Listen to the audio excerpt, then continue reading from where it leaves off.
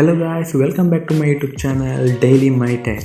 Today I will show you all the features, price and releasing date of the brand new Samsung Galaxy Zero. And talking about the specification of the phone, it will feature a infinity display with almost 100% screen to body ratio. The display of Galaxy Zero may come with a size of 6.5 inches with QHD resolution.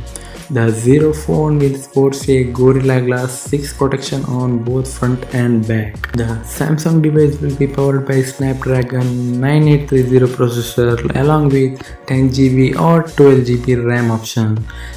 The handset will boast a 4500 mAh battery fueled by Qualcomm Quick Charge 4.0 technology. It can support a fast wireless charging option.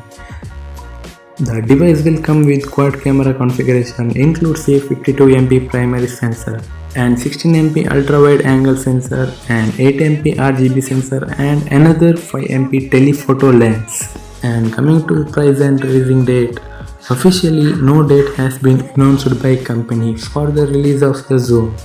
It is expected that the phone will launch in the end of 2025 on 25th December.